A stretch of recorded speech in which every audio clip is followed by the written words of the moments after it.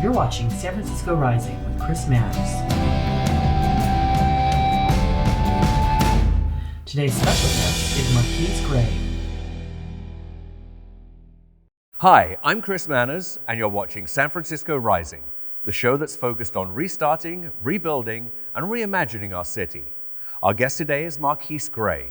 He's the Director of Community Life and Development for the Hope SF Initiative, which runs out of the office of the Mayor for the City and County of San Francisco.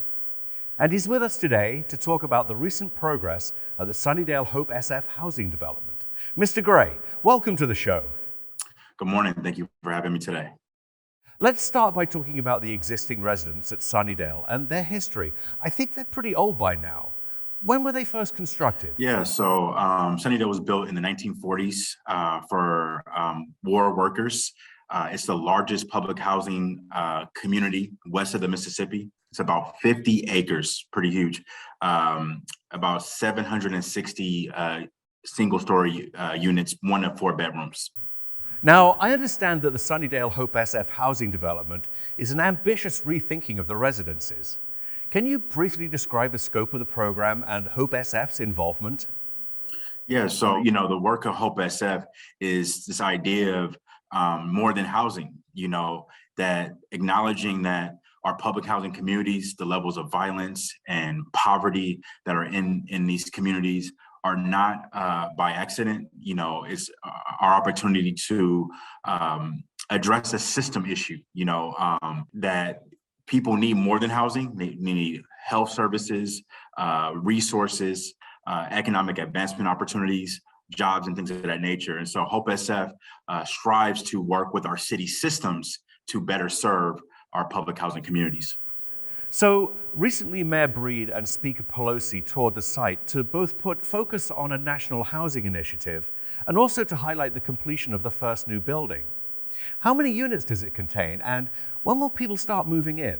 Yeah, so it was an amazing event. It's an honor to have Secretary Fudge here with us as well in our community. It's 167 units.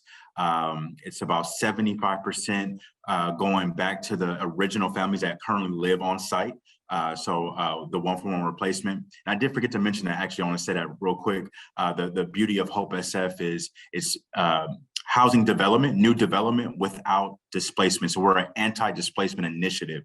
So for example, the building that you're referring to, 167 units, 75% of those units going to families that have lived there in the community for generations. And then the other 25% are tax credit units. We're adding to the affordable housing stock here in San Francisco. And those units are up and running now. They're leasing up as we speak. People are picking their units, each week until they're filled up. So was this particular building put on a new plot of land, or did people have to move out so that it could be constructed? Yeah, it's a great question. So our first building was actually vacant land, which you may have saw across the street from this building. And then this plot of land is, the way we do it in phases, right? So once one building goes in, we're able to move some families into the new units, and then where they previously were occupying, able to demolish old buildings to build the new. And so this area had some older units that were demolished. It's impressive that construction has been able to continue during the COVID-19 pandemic. Can you talk about some of the challenges that needed to be overcome and how the community has managed during the crisis? Yeah, that's a great question. In San Francisco, if I understand correctly, I could be wrong. I believe housing was an essential service. The mayor made a strong commitment early on in the pandemic that we would continue to build housing, as housing has been a critical issue in our city. So the housing part hasn't impacted us too much. Sunnydale has been going, and as you can see, we're 167 units have been going on its current timeline. The bigger challenge for us was ensuring the families in our communities, low-income families, had the resources they need to survive the pandemic that we all, many of our families didn't have the luxury of working from home, working on Zooms and things of that nature, making sure that they had access to COVID testing and the vaccines and food services and resources. And so, I want to give a big shout out while I have this opportunity to our resident leaders, our service providers across all 4 sites, For those that don't know, Hope SF is 4 sites. Sunnydale is one of the 4 sites. So you have Sunnydale, Alice Griffith, or we call it Double Rock, Hunter's View, or we call West Point, and Potrero Hill. And so across those 4 sites, the most critical thing was making sure folks in these neighborhoods, which historically have been disconnected from resources, had the things that they need to remain healthy, I would say survive the pandemic, as we all had to survive the pandemic. And we did pretty well. We were able to bring vaccines and COVID testing on site. Food distribution was happening all throughout the week. Wellness services and things of that nature were all happening on site, thanks to our resident leaders and our service providers across the sites.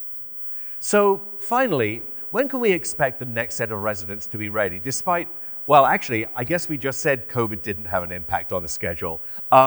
When will the next residences be ready? Yeah, things are rolling. We have Block 3A and Block 3B coming up. It's like the 1500 block of Sunnydale, very close to the building we were referring to earlier. And things are on pace. Things are going really well. So we're looking at starting construction spring of 22, so right around the corner. And that will be 170 units. And the goal is to have that lease up in around 2024. Well, thank you so much. I really appreciate you coming on the show, Mr. Gray. Thank you for the time you've given us today. Yeah, thank you, Chris, and I really appreciate your time as well. And that's it for this episode. We'll be back with another one shortly. You've been watching San Francisco Rising. For SFGovTV, I'm Chris Manners. Thanks for watching.